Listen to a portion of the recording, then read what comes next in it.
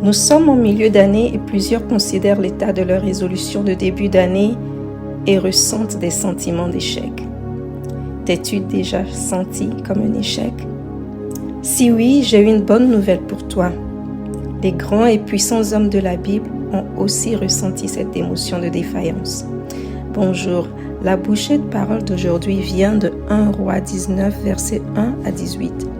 Dans ce passage, le prophète Élie, qui avait prié et il n'a pas plu pendant 3 ans, cet homme qui a défié tous les prophètes de Baal et a fait descendre le feu du ciel, cet homme qui est en contact avec Dieu, nous voyons qu'il est déprimé et découragé, se sentant comme un échec. Dans le verset 13, Dieu lui dit « Que fais-tu ici, Élie ?» Il répondit « J'ai été très zélé pour le Seigneur Dieu Tout-Puissant. Les Israélites ont rejeté ton alliance, arraché tes autels et mis tes prophètes à mort avec l'épée. Je suis le seul qui reste et maintenant, ils essaient de me tuer aussi. » Tout comme Élie, quelque chose s'est peut-être passé dans ta vie qui te fait ressentir un sentiment d'échec. Pourquoi les gens se sentent-ils comme des échecs?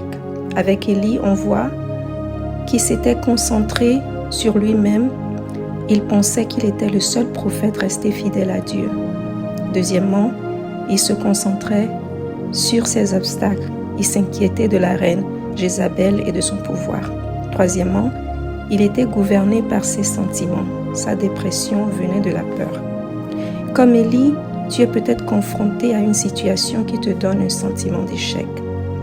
Tu ne peux pas voir autre chose que la gravité de ta situation. Tu ne vois que les obstacles et tout ce que tu peux ressentir, c'est la peur.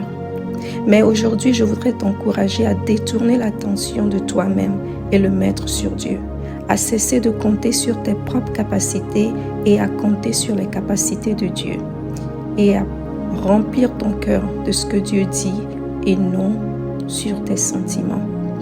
Jean chapitre 16 verset 33 dit « Dans ce monde, vous aurez des tribulations, mais prenez courage, j'ai vaincu le monde. » Enfin, frères, quand nous marchons main dans la main avec celui qui ordonne nos pas, même nos échecs sont ordonnés et concourent à faire de nous qui il nous appelle à être.